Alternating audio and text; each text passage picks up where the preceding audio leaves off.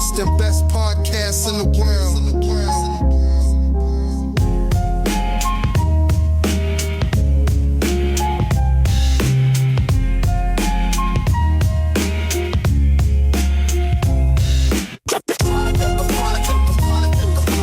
Crónica, the coolest and best podcasts in the world.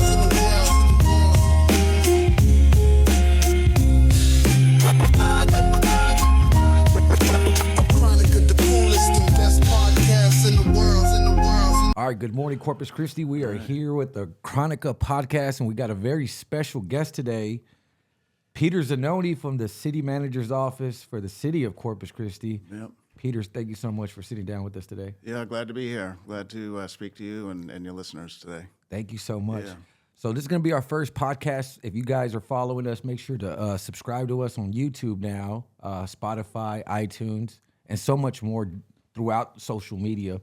And so, Peter, you've been part of the Corpus Christi city manager. Well, you've been the city manager for over almost 6 years, or Yeah, 6 it's years approaching 6 years now. Yeah, yeah. Congratulations since Yeah, thank you. 2019. I remember whenever you first came in, everybody did the interviews. I was actually there. I still have that recorded. Maybe we can draw it back on this podcast, just a little segment of it. Okay.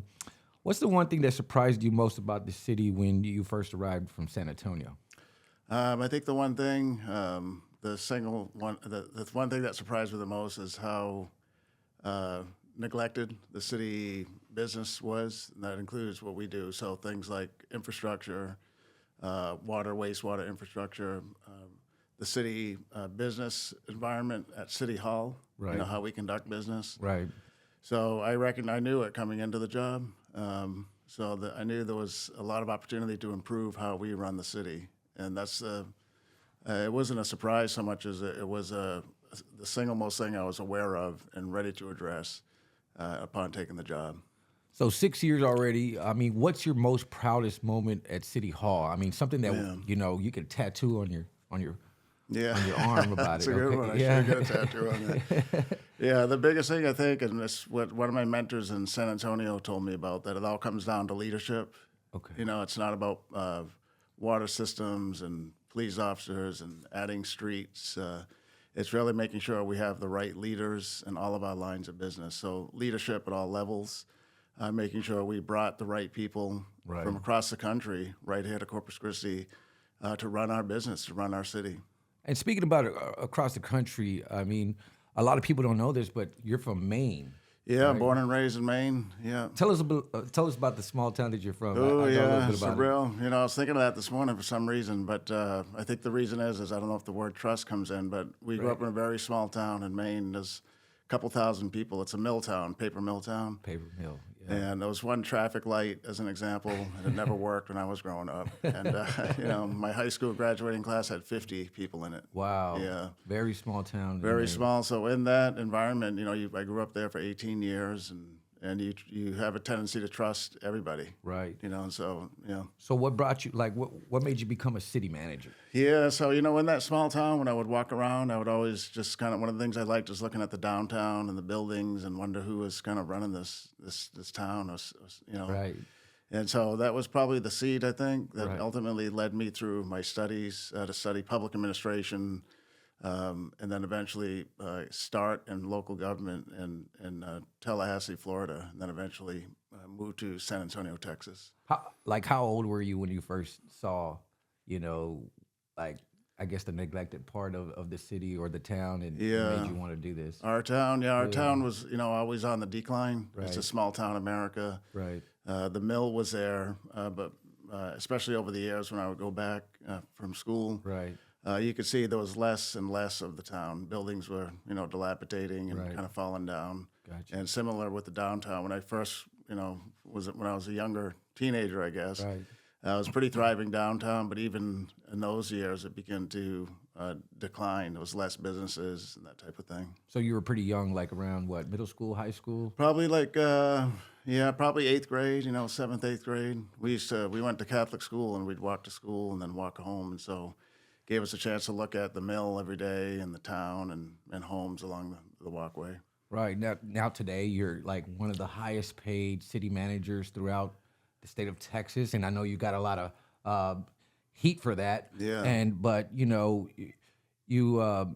it was like a 5-4 split, and I think a lot of people talk about this here in the city of Corpus Christi. But some say it's well earned, which I do believe that personally. But some people call it excessive. What do you say to those people, or those people that just watch every single tax dollar being spent at City Hall? Yeah. Well, I'm mindful of that. I'm mindful of every tax dollar.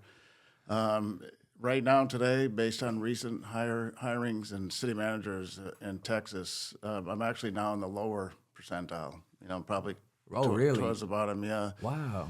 Yeah. So the issue is, you can see the toughness that goes in this job. Yes. People don't want to do this job across the country. So there's a gap in supply to demand when it comes to city managers. So the city council voted 5-4 to pay me what was the market at the time. Right. And the philosophy I think that they had was, we're moving all of our employees up to market, police and firefighters, all of our frontline employees, our mid-level and managers. They're all at market, so everybody would be at market except for the city manager. I think that's the question they ask themselves. Right. How many employees does the city of Corpus Christi have? Yeah, we have 4,000, a little over 4,000 employees. Wow, that's like a small country compared to Right. like a lot of different entities here in Corpus Christi. It's a 4,000 big organization. Yes, It's a 24/7 job, and I think if you take the personality out of it, to get a good city manager for the city of Corpus Christi, that's what we have to think about. That's what the council has to think about paying. Right. If we say let's get another city manager for less money, Right. I think what you're going to get is prior to 6 years ago, Right. where we didn't have good leadership, we didn't have good plans for the city. We had certainly very little progress. Today, that's all changed. Yeah. So now we're in a water war. A lot of Yeah. people talk about it. I think the Texas Tribune, just so many different, Austin Statesman talks about it a lot as far as their newspaper. Caller Times is always talking about it. Yeah. But Corpus Christi's water situation has been a roller coaster throughout these last years, and it's more like your baby now because now we're working on desal. Right. We got drought contingency plans, surcharges, and now we're talking about piping some water in, right? Right. Yeah, we're getting some from the Mary Rose, more from the What's the real story behind these water wars, and are we finally winning right here in Corpus Christi? Yeah, I think we're winning for sure. However, we're up against a big fight, which is nature. It's Mother Nature, and so our water system here in the city is 100% reliant on rainfall, more so than a system that may be on groundwater, Right. where evaporation doesn't take place and the water could be there for a long time. So our water all comes from rivers, and when they go dry because there's no rain, then we end up in trouble. And so I think the water wars began when we finished the Mary Roads Pipeline Phase 2. Right. We should have been now bringing on the next water source for a growing community. Yeah. And so because of that gap and that a couple of decade gap, Right. we're where we are today, which is we're in a historic drought. There's demand from all customer classifications, and we're a regional water provider, and we don't have the supply. And so it's really kind of a culmination of many events, but I think we're moving forward, and it's a win because we are we're beating it, we're winning it. It's going to be close. We need some rain coming up here in June, Right. and maybe July, and later on with the hurricane season. So also, there's been a lot of environmentalists that have been going to City Hall trying to crash some of the city council meetings. I've been watching some of that drama that's been unfolding there as well, Right. especially in March. I guess over the drought rules, apparently. I guess they're saying that the city's too laxed on industry.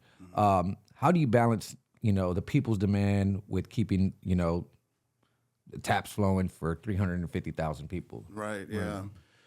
Yeah. So I think, but for the industry, we wouldn't have a lot of people here. Right. So we have to. One thing that dawned on me recently, going back to your first question about my mill town, Right. is this is a big mill town. This is it's not paper, but we're producing plastics, we're producing petrochemicals, and so there's a lot of blue collar working class here.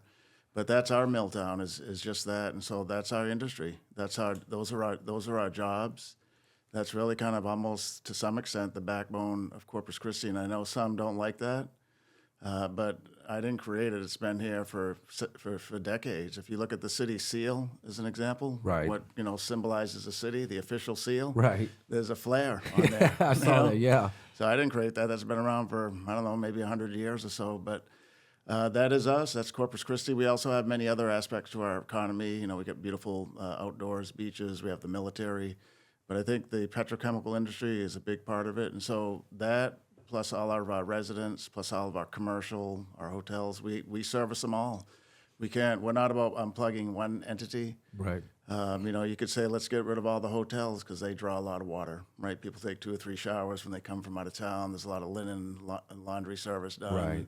But we're not about that. We're about how can we serve all customer classifications in a 7-county region. Right. And so we're not trying to draw distinctions. And certainly when somebody looks at the finances of our water system, large volume users like a Citgo, like a Valero, like a Flint Hills, they pay a lot of money for water, which reduces the burden on you and I because the fixed assets are there. We need a treatment plant. We need a distribution system. We need dams. We need a 140-mile pipeline to bring half our water here every day. Right. All that costs money.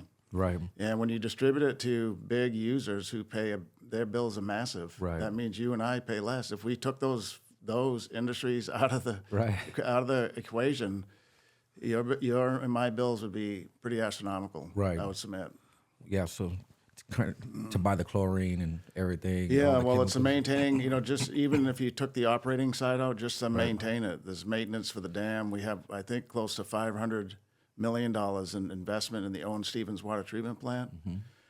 We have wastewater. We have 6 wastewater treatment plants, heavy capital. Right. We have a project going to council soon for $100 million at Greenwood. Okay. So all of those fixed assets, the fixed costs of having a water system, maintaining dams, maintaining the Mary Roads pipeline, we're spending $12 million right now on the Mary Roads pipeline to make sure it's in good shape. We're improving it. We're putting in more air relief valves, more electricity.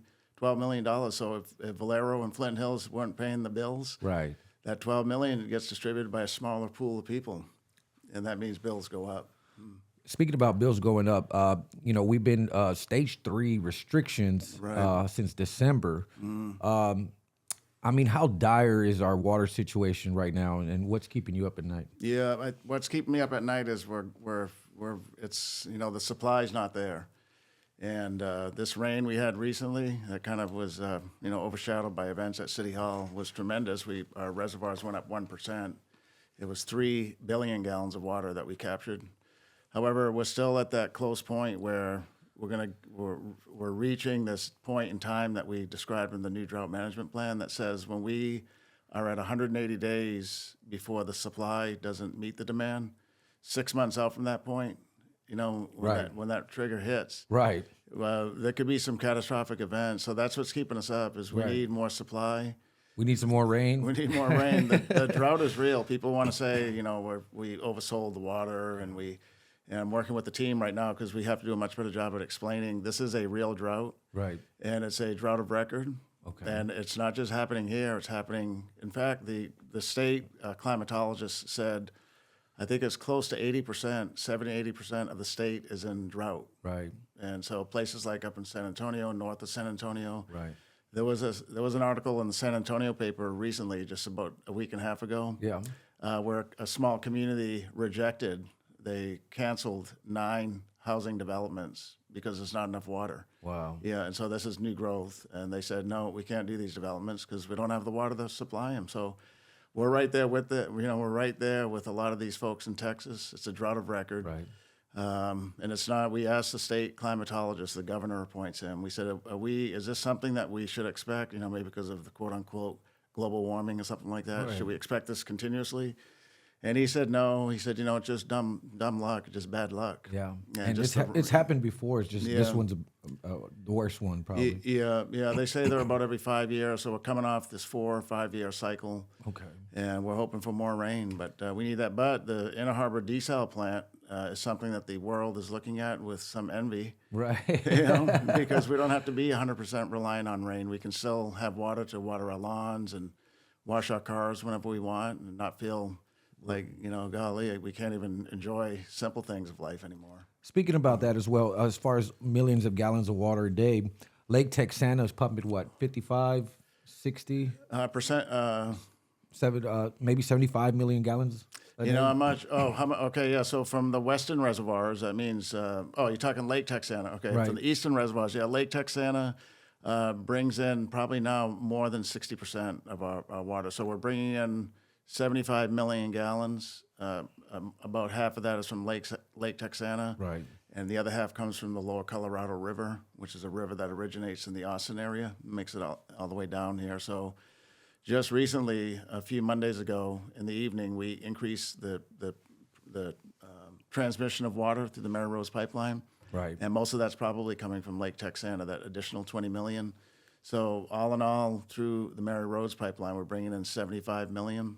And so probably a little more than that 75 million is coming from Lake Texana. And then the other remaining less than half of that is coming from the lower Colorado River. But looking at Lake Choke Canyon and Lake Corpus Christi, we're bone dry pretty much, right? Those things, Choke Canyon. I know there's a lot of controversy about that dam that was placed there in that reservoir. Right. It has never been. Here's a statistic. Right, they just showed it to me on Friday. It has never been this low in its history ever. Wow. And, Lake Corpus Christi is probably pretty close to being at historic low levels. There's a lot of things that you can see now that you couldn't see, because that used to be all just open land. And so there's things like, trees and metal pipes. And So what's really holding us up right now? What's holding us up is Yeah. we need that additional source of water. Right. Yeah, and we need more rain. And so what this city has been doing well before I got here is they were looking at what's our next water source. And all professionals, and I was here for both workshops that we've had now over the 6 years, all professionals point to Inner Harbor desalination is probably the city's best choice to have a sustainable water source. And it provides us a second treatment plant, because right now we only have one at Owen Stevens. Right. So now we're talking a little bit about the Mary Rose pipeline, right? So what is the Mary Rose pipeline doing for us, right? Right now, Mary Rose, if it wasn't for Mary Rose pipeline, we'd be in big trouble. Big trouble, right? We'd be So a lot of would people be- talk bad about Mary Rose Yeah. pipeline. What is it going to do? What's holding us up right now? Yeah, that's really, it's 75 million gallons coming in. So we produce and then distribute about 100 million every day. It changes throughout the year. But just take 100 million as an easy number to remember. So at Owen Stevens, that's our water treatment plant. 100 million gallons it goes out every day to all of our customers. Good. 75 million of that's coming from the east, from the Mary Rose pipeline. So if that wasn't there, we probably wouldn't be here. I probably wouldn't be here. Gotcha. Good. yeah, Now, yeah. since desalination and this plant at the Inner Harbor, it's become your baby. So Yeah. 30 million gallons of water a day by 2028. Right. 36 is the newest number that the 36? 36. Kiewit, our design builder, Right. is within the permit rules that we have or constraints. Right. In the plant technology, they are saying we can get $36 million of fresh water from the plant. That's how much it can produce Wow. at the maximum peak. Yeah. So what's the big win here for Corpus Christi, and why is it worth the fight? Yeah, it's worth the fight because 36 million gallons. Think about it. That's about a little more than a quarter of all of our water, maybe a third in the wintertime.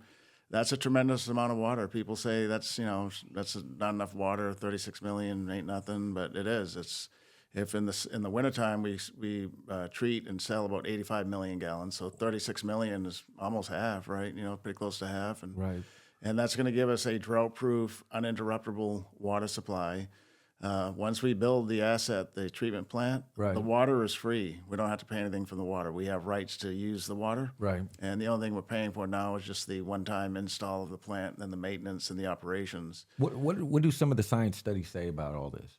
The science is clear, and I know some people don't want to believe it, but I have to believe facts that people tell me. And my goal is to believe professional facts and facts from those who have degrees and have spent, in some cases, 30, 40 years in this field. And so they're telling us that, and the studies show it, the modeling, the studies, that this will not have an adverse impact on our body of water, known as the Right. Corpus Christi Bay. The Corpus Christi Bay. Yeah. Okay, good. So you got desalination on the table, Yeah. brackish water as well. Right. We're looking at 2 groundwater projects right now. And, the long talked about Evangeline, a groundwater project. Right. And then a newer one, the Eshelman Voigt Ranch, kind of west of here, about, I think, 45 miles west of here, another groundwater source. Right. Both these sources have brackish tendencies in the water. It's going to be a little salty. And in some cases, the EV Ranch, that one's even more salty. Right. Is this like the silver bullet for the future, or is this like kicking the can down the road? I think it's just another. It's another. It's another. Band-Aid? Yeah, it's another source of water to add to our portfolio. Okay. That's another thing we've learned from traveling around and talking to professionals is that, or you don't even have to go too far. In San Antonio, they have 18 different water supplies. Got you. 18 different sources of water that make up their, combined water that they make and sell every day, or clean and sell every day. Right.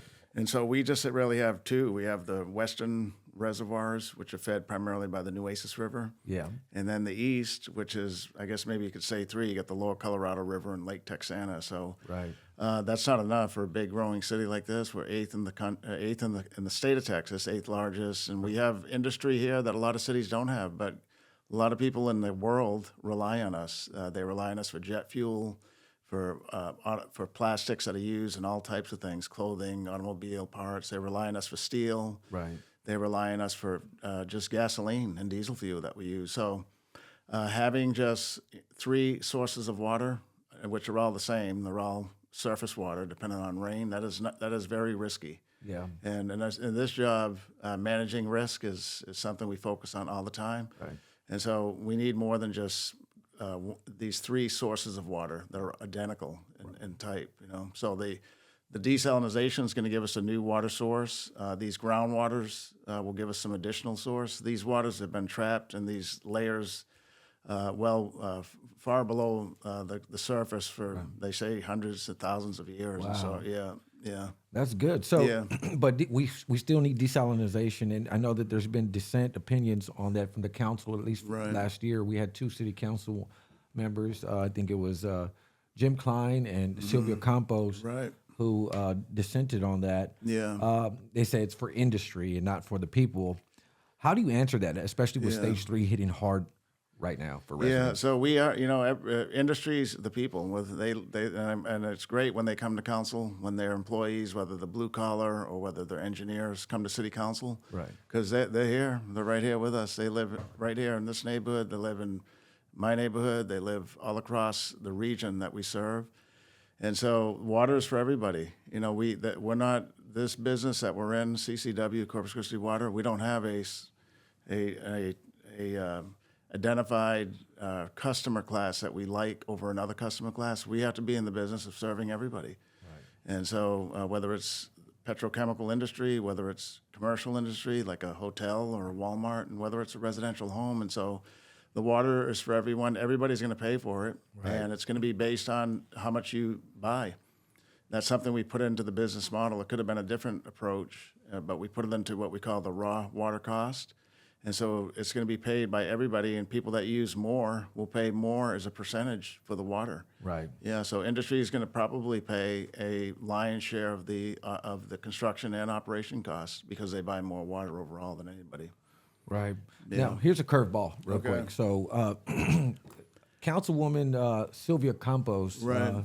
sued the city of Corpus Christi and also broadcasting company Chris 6 News. Right. What was it, last week? Right. She's claiming that a statement that was made by the city of Corpus Christi was grossly, or the city had stated there was gross inappropriateness, basically against Sylvia Campos for some type of event that happened inside your office. Right. She's still at the city council meetings. How is this hitting you personally? Yeah, it's unfortunate. How it's hitting me personally is that there's a lot of misinformation on this, and I'm being targeted. Which it's a personal hit on me, and I got to be careful how I answer these questions because we are being sued, and I do respect the councilwoman and her privacy. Right. Here's the thing that people might not know is I wasn't even at City Hall when this event happened. I was heading to a dental appointment for a checkup, 6-month cleaning. So I was not around. I didn't file a claim. I didn't do a study and a report. I didn't release anything. Right. I'm just a city manager who had a meeting with the councilwoman, and then I left City Hall, and then this event took place. Right. The key thing is that we had one employee and several others, but at least one that the event that took place traumatized her and upset her so bad that after several days of not being able to really focus and act normal, the employee decided to file a grievance Right, on workplace environment. I guess some part of the report that was omitted from the Chris 6 News story was the real report of some of the staff members that were there that day. Yeah. I read it, and I wanted to, talk a little bit more about it. But if you feel uncomfortable because of the lawsuit, that's fine. But I think that it's. Do you feel like it was personal or intentional or? It's hard to say because right? council. We're waiting on hearing from the councilwoman. Right. That's one of the things that we really haven't heard much from the councilwoman, except things that aren't true, like I'm a bully and I concocted this whole thing and had coerced staff to make this thing up. Right. That's the disappointing part. I didn't do any of that. Right. I'm not coercing staff. There's about 12 employees that were involved one way or another. Right. And so I think anybody with reason would know that that's pretty tough to pull off. That I'm gonna coerce 12 people to say this happened and then stick to the narrative. That's not true. It didn't happen. It didn't happen like that. So Was there any type? I know that part of the report that you were actually there before the event happened, but Right. There was some voices being raised. Do you feel that may be something that we need to look at, or no, I mean that was in if you've read the report, the grievance report, Right. that was conducted by our Human Resources Department. We do close to 200 of these a year. Right. It's a tool for any employee if they feel that the workplace environment at the city is wrong. It gives them an opportunity to have it discussed, evaluated, and then have recommendations to fix it. So the process is good. We like and respect the process.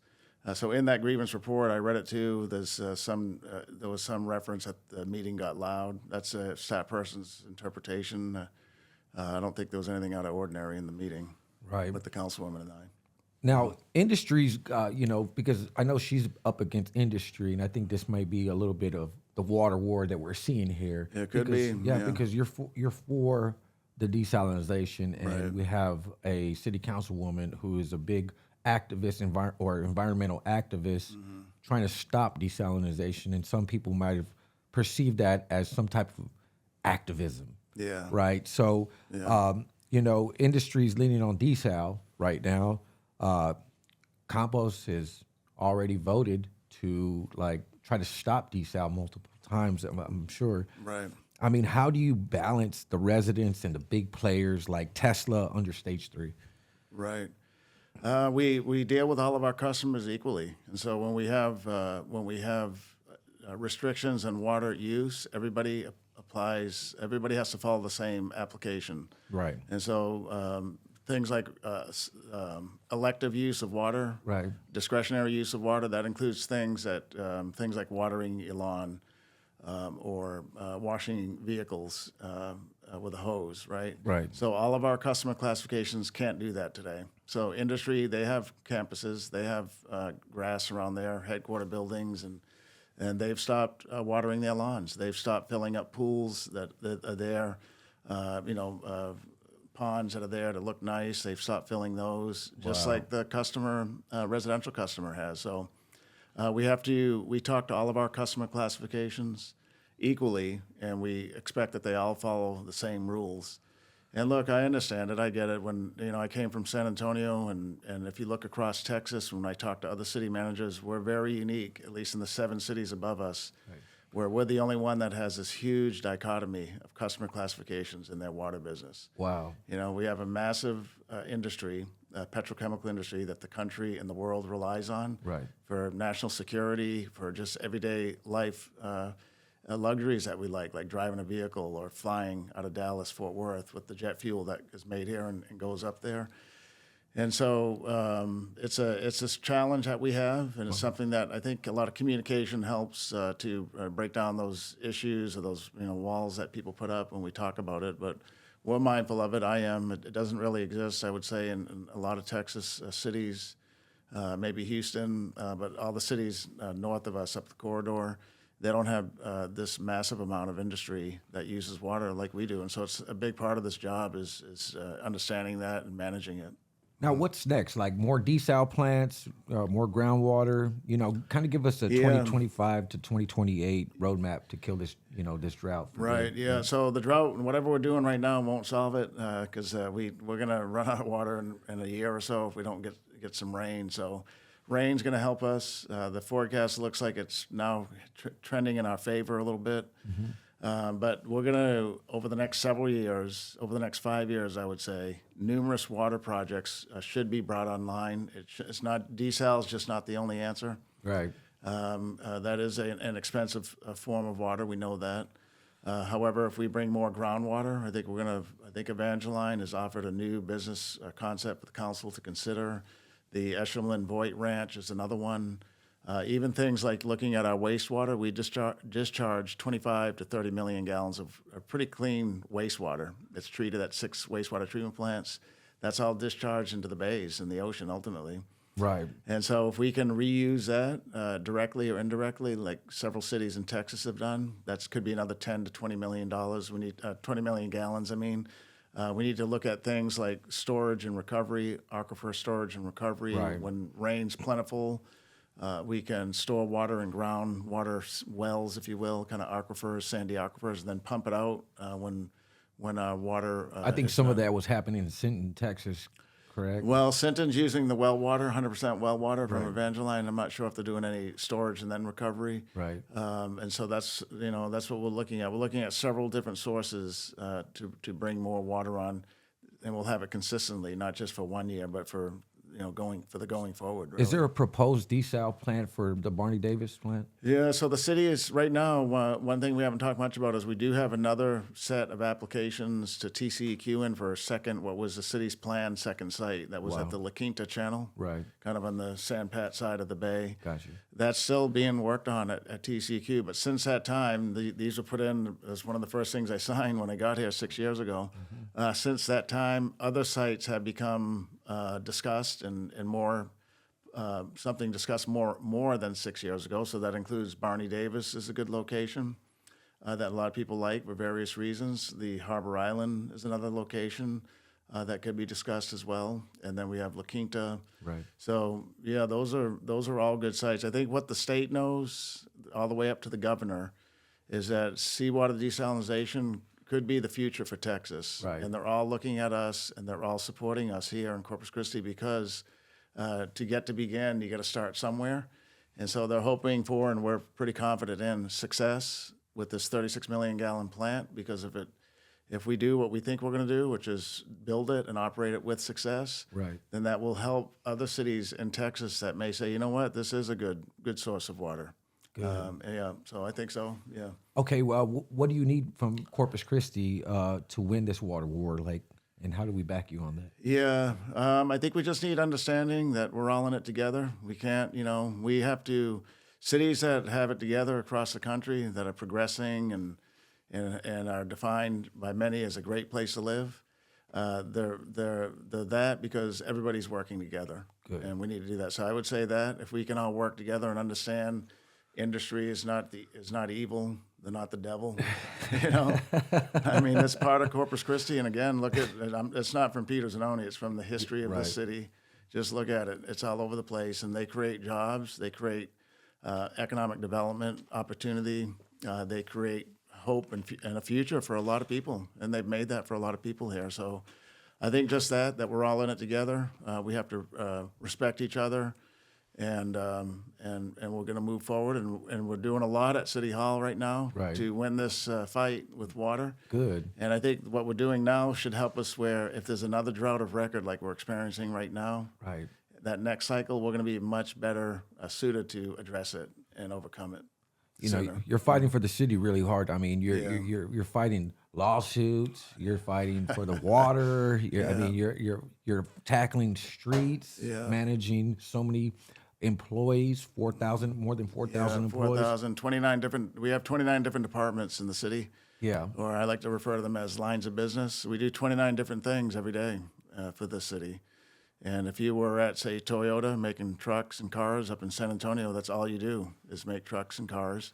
We do 29 very different things every day at the city. Now, Parks and Recs, Robert Dodd and the director there, they got a $23 million budget.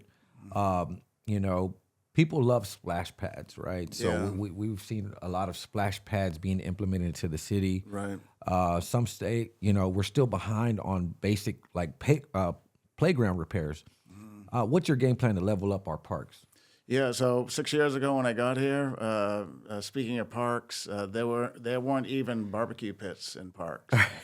And I asked the then leaders at the time, like, "What you guys? How come there's no?" Because in San Antonio, I used them myself. When we had birthday parties, we'd take the kids there, and I'm like, "Where's the barbecue pits? There's none in our parks." And the answer was, "Oh, Peter, in Corpus, people like to bring their own barbecue pit." That's right. I'm like, there's no way. That doesn't sound right to me. So 6 years ago, we began, just like we began work on a lot of other things, to try to make these parks that we have a place where hardworking, blue-collar families can go, because the best thing about them is they're free. Gotcha. And I know from San Antonio, where I would drop my son off in the morning, he was a lifeguard, at this one park, Woodlawn Lake Park. When I would drop him off at 7 and then pick him up at 7 p.m., the same families that were there that had staked out a spot at 7 a.m., they were still there at 7 p.m. and big families with, multiple generations and little kids and older adults and a lot of food. And they could spend the whole day at one of these parks because there was a lot to do, a lot of diversity. They could swim, they could play basketball, they could walk, they could do even a little fishing, in this lake that was there. Right. And that was pretty true on most of the parks in the city. Here, we're trying to get to that point. Gotcha. And we're getting there. Yeah. And I see the difference. I think a lot of people do too. Yeah, we've replaced more playgrounds, and we put improvements. We're not just replacing them. Right. We're replacing them and making them better. So the fall zone, the area where kids fall, is no longer, I don't know what they had before, concrete or chipped wood. Now we have a nice sponge, a spongy product that's laid down. Right. We have shade over all the playgrounds. The playgrounds, like the one we just opened up recently at Cole Park, is inclusive for all abilities. You could be handicapped, you could be an adult, older senior adult, or a little kid. Anybody can use them. You don't have to be a certain age and certain physical, condition. So inclusive. They have shade. They have safer environments. That's just one thing in our parks. Good. Splash pads. We're working on trees. We planted hundreds and hundreds of trees in the city. Labonte Park's a good example of that. We have 100 trees that we planted around the perimeter. We put in seating areas with shade, and so that makes a great park, and putting in those amenities. We're about to open up an aquatic center, a swimming pool at Bill Witt, and that's the first pool this city has built in 50 years. The first outdoor pool. The natatorium, I guess, was built along the way with a partnership with CCISD. But Bill Witt Pool is tremendous, and that's going to open on Memorial Day weekend. But that's the first pool that we built. Yeah. In 50 years. So we're reversing a lot of decades of neglect and bad decisions with these decisions we're making in our park system. So with the Bill Witt Aquatic Center, right? It's set to be open here soon and online. What's the next big park project you're itching to kind of unveil to the public? Yeah, right. So the next big one is soon. I got to get an update tomorrow, but contractors are soon to be selected, and we're going to take a contract to council. Okay. It's $26 million of park improvements around the brand new Harbor Bridge, and some of it was a mandate from the federal local here, where they had that issue where they filed a discrimination suit. The council approved after we recommended a huge investment, probably more than what the initial blueprints were. Because we want to do it right. And so we have a beautiful trailhead, amphitheater, place where you can eat and park food trucks for the trailhead to this pedestrian walkway that will be on the bridge. Wow. That'll be separate from the vehicular traffic. That's $10 million for that. Wow. We have a second aquatic center over there in the Hillcrest neighborhood, just outside the Hillcrest neighborhood, and that can be used by anybody, but it'll predominantly be used probably by the north side residents. Right. We have improvements to 2 other parks over there as well, the H.G. Williams Park with brand new basketball courts, seating areas, and then the Ben Garza has some improvements as well. So $26 million in one area around the bridge, really to complement the bridge. And I know a lot of people from the north side they're pretty stoked about this because it's kind of been a dead area for quite some time after that sellout from the Port of Corpus Christi. Right. But a lot of people talk about streets, and streets are like the main artery of Corpus Christi. obviously there's still potholes throughout the city. And I just talked to one of my friends yesterday, and they're like, man, I want my residential street done. But, y'all are pretty much almost wrapping up all the main arterial streets here in Corpus Christi, like Everhard, Airline, Staples. I mean, there's just been a lot of... I mean, we can go on and on about the streets, right? Yeah. But you've kept street funding steady in 2025, Right. from the previous budget. Right.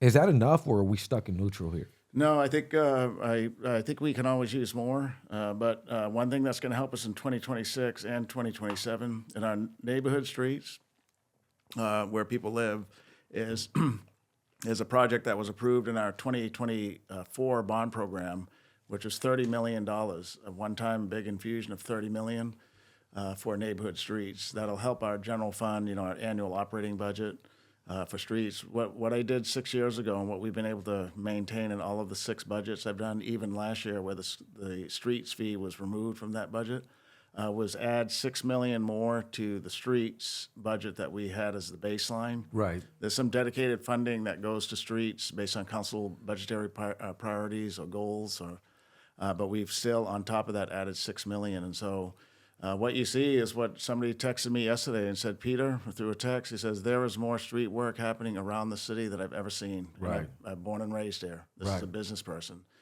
And when you look around, you see it. And it's not just the big bond program, arterial collector streets in our neighborhoods now.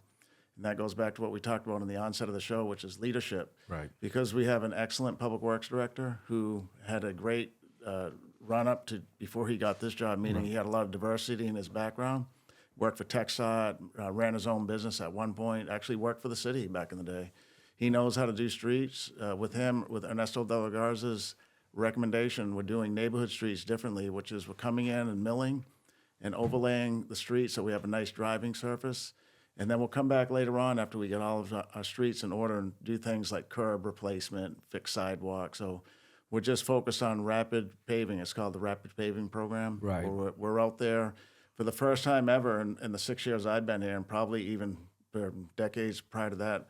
The Public Works Department and our contract crews completed all their work that they were supposed to complete in the year it was supposed to be done in. That happened in 2024. Right. First time ever. You're right.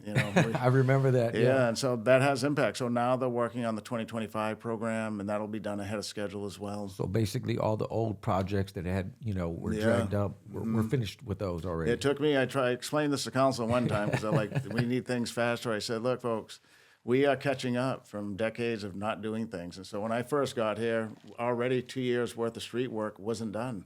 There was a budget, there was somewhat of a plan, but when I got here, that wasn't even done from 2 years ago. Right. So we had to catch up from 2 years ago. Then we had to actually build the Public Works Department. We didn't even have one.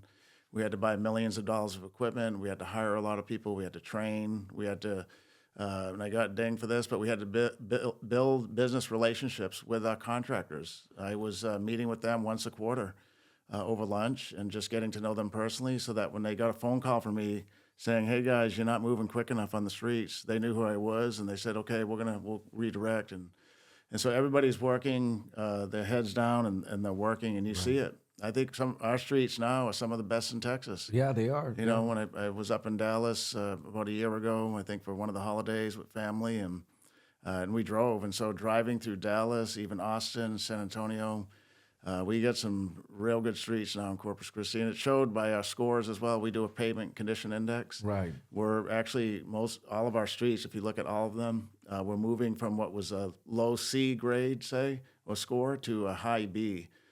Mid to high B, which is good. A lot of Texas is in the C plus range when it comes to streets, all streets. So we're doing good. So the 2025 budget right now, we took a little cut, right? I mean, we didn't cut public safety, we didn't cut streets, but it's tight because of the less property taxes, cash that we get in now from the state of Texas. Mm-hmm. Are we growing smart or are we just scraping by? No, I think we're growing smart, and this next budget coming up is going to be, we're going to have to even reassess our core business, our core lines of business, because we have less money still. Appraisals aren't as strong as they were 4 or 5 years ago. Right. the city council approved a doubling of the homestead exemption. Wow, yeah. For working families, increasing the senior homestead exemption. That resulted in $12 million less dollars coming in each year. Right. So then we eliminated the street user fee. So those two are $24 million, almost $25 million in less revenue. And so we're going to see the same thing. At the same time, things are going up. Our police and fire, and we're proud of this, pay is now commensurate with the state of Texas's public safety agencies out there, so we can compete. Our frontline employees are getting paid competitive wages. We have mandated increases, like just to operate the brand new Bill Witt pool costs more money. Right. So if you look at our baseline budget, what we're doing today, next year it's going to cost us more to do the same thing. Gotcha. And revenues are coming in either less or stagnant. So that means we have to have a balanced budget. So we have to cut some of our spending. Right. But it's just part of the business. It's just, I've been doing this for 28 years now, and I started in the budget office actually in San Antonio. Good. Yeah, and just part. It's not. The community should not panic. We're going to get by. We're going to get by as long as we have a balanced budget and focus on core services that the community wants, and be smart in how we use our money. Now, you got new police academies. Right. We got firefighter raises, like you said earlier. Yeah. And you're focusing on employees here for the city of Corpus Christi. Right. And obviously your priorities are very clear. But with growth slowing down a little bit on the national side, you also have tariffs going on. We're on the brink of possibly a recession. Right. And costs are kind of inflating or rising a little bit. Mm-hmm. I mean, how do you keep Corpus Christi competitive without breaking the bank? Yeah, so we're going to continue to do what we have been doing for the 6 years, and something I learned how to do in San Antonio. That is look at our finances weekly, Right. monthly, quarterly, and semi-annually, and then annually. We just have to be mindful of the revenues. We have known amounts of what we should be bringing in, so I make it a point on my calendar to meet with our finance director, our budget director, and all the assistant city managers once a month, look at our monthly revenues and expenditures. Gotcha. We just have to be mindful of day-to-day revenue and expense situations and be ready to adjust. If we're just sitting back and hoping for the best and, Right. and Praying. Yeah, praying, and then overreacting, it's a rash decision. So we want to be methodical in what we do and how we change services to keep our expending in line with the budget. So, Gotcha. yeah. So what's the biggest or wildest idea that you got for Corpus Christi's future? I mean, something that could, turn heads throughout the United States of America. Yeah. Well, I mean, we Put talked us on about the a map. lot. Yeah. Desal's helping that for sure. Right. I think one thing we don't talk about much, but on that island, our Padre Island, there's a lot of development happening there. Our two big projects that we've incentivized with city council approval, two big developments over the next 10 years that will be about $2 billion of development on the island. That includes mixed use housing. That includes entertainment zones and centers, shopping, all along our beautiful canals that are down there, and just a few minutes away from the beach. I think that's going to put us on the map. We know if you look in Texas, Austin has tremendous amount of investment, billions of dollars coming in, with white-collar and blue-collar workforces.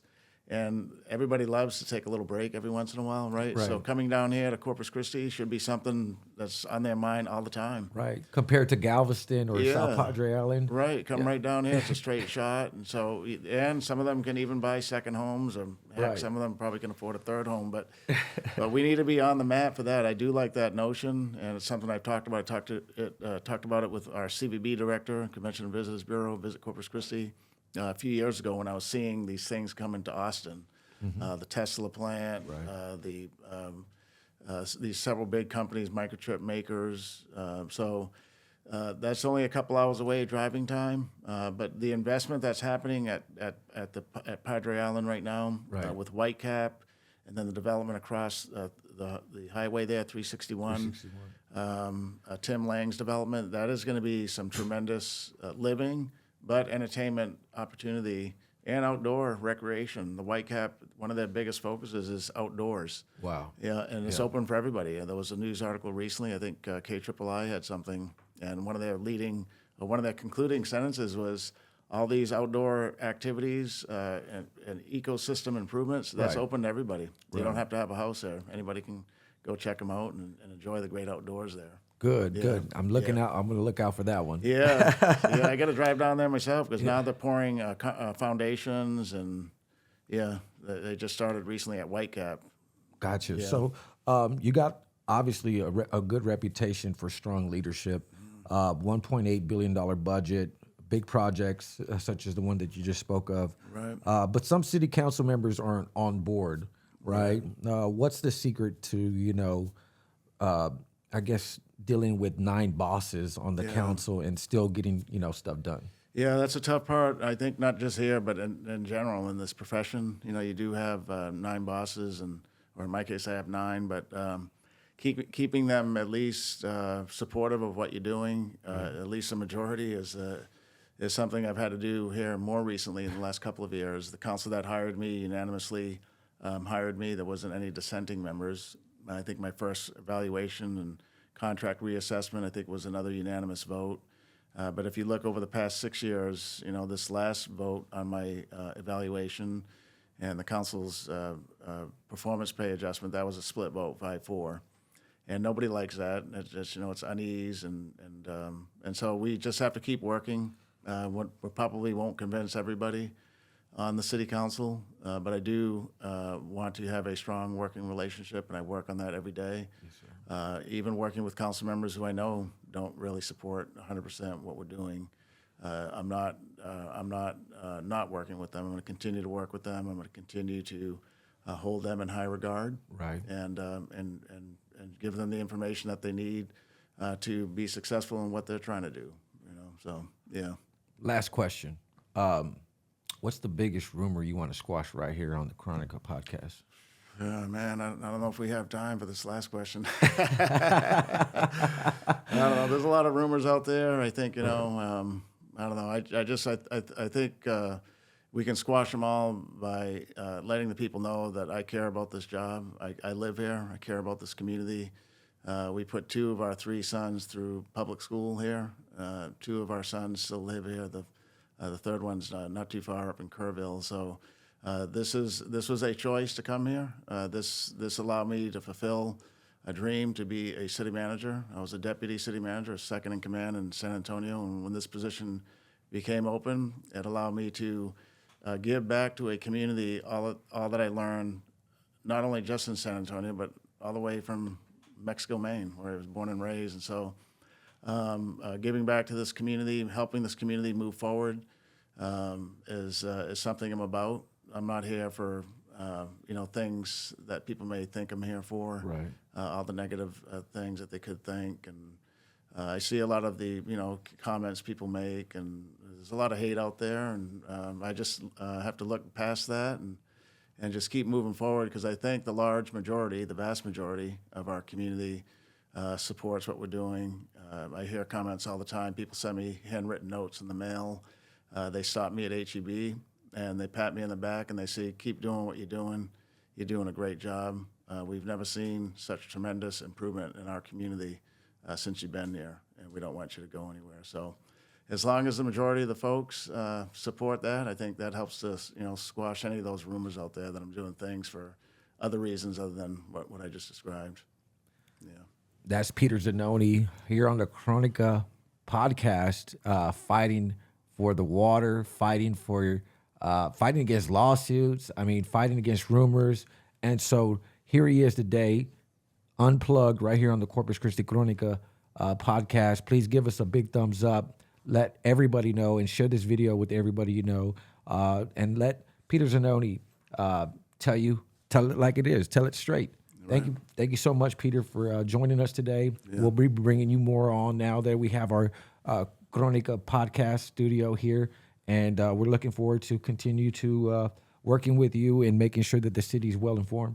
Great. Thank you so much. Thank you so much for what you're doing for the city as well. You're welcome, Eric, and thank you for having me on the show here. We appreciate it. I'll come back. Yes, sir. Thank you.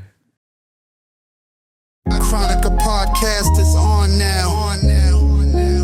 Crónica, the coolest and best podcast in the world.